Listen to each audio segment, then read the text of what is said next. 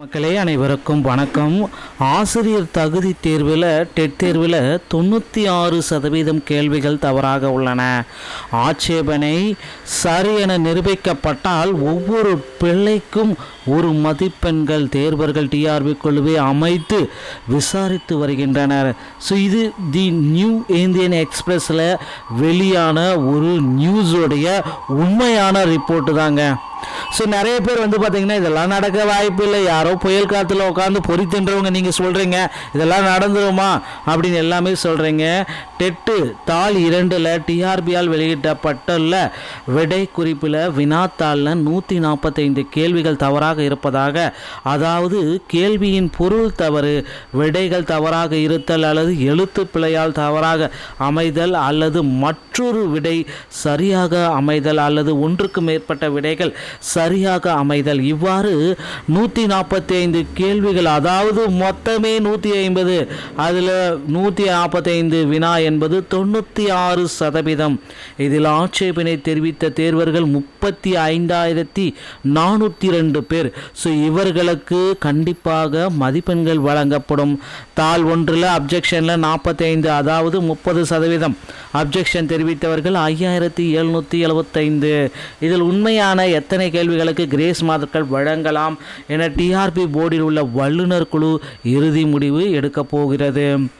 ஆசிரியர் ஆட்சேர்ப்பு வாரியம் டிஆர்பி நடத்திய தமிழ்நாடு ஆசிரியர் தகுதி தேர்வின் 2ஆம் தாளில் 96%க்கும் மேற்பட்ட கேள்விகள் விண்ணப்பதாரர்களுடன் ஆட்சேபனை பெற்றுள்ளன.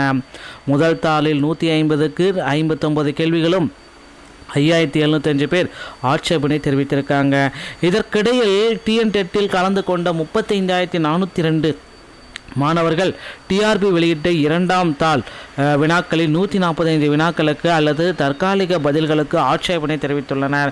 டிஆர்பி அமைத்த குழு தற்பொழுது இந்த ஆட்சேபனைகளை மதிப்பாய்வு செய்து வருகிறது. நவம்பர் 15, 16 தேதிகளில் முறையே டிஎன் டெட்டு தாள் 1 மற்றும் தேர்வுகள் 2 மற்றும் தேர்வுகளை டிஆர்பி நடத்தியது.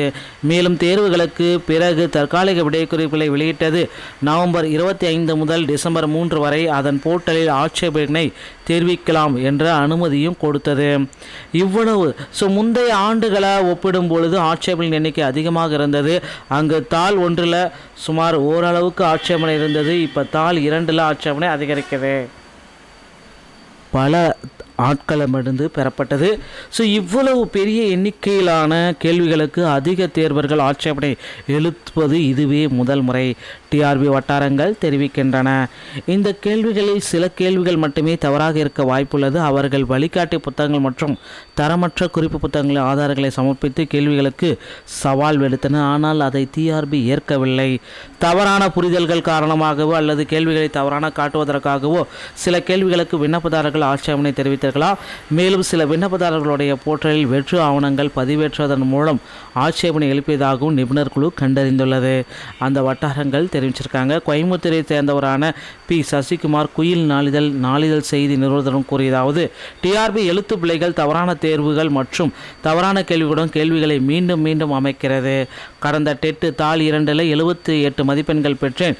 தேர்ச்சி மதிப்பெண்கள் 150க்கு 82 ஆகும். நிலையான பாடப்புத்தகங்களிலிருந்து சரியான ஆதாரத்தை சமர்ப்பித்து 6 கேள்விகளுக்கு ஆட்சேபனை தெரிவித்தேன். ஆனால் எனக்கு 1 மதிப்பெண்கள் மட்டுமே வழங்கப்பட்டது.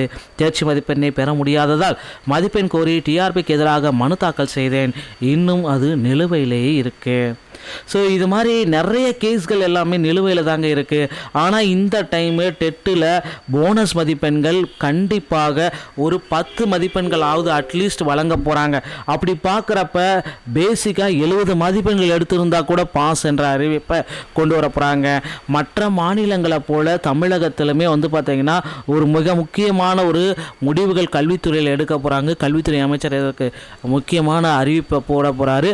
ஜிஓ ரெடி ஆகிட்டு இருக்குங்க. டெட்டில் பாஸ் என்ற ஜிஓ 75 எடுத்தால் பாஸ் என்ற ஜிஓ விரைவில் வர இருக்கு. டெட்டோடைய ரிசல்ட்டு இன்னும் ஒரு சில தினங்களில் நாம் பெற்றுக்கொள்ளலாம். டிஆர்பி மற்றும் பள்ளிக்கல்வித்துறை சொந்தமான செய்திகள் அனைத்தையும் உடனுக்குடன் பெற நீங்கள் சேனலோட இணைந்திருங்கள். மீண்டும் ஒரு நல்ல தகவலுடன் நான் உங்களை சந்திக்கிறேன். நன்றி, வணக்கம், தேங்க்யூ.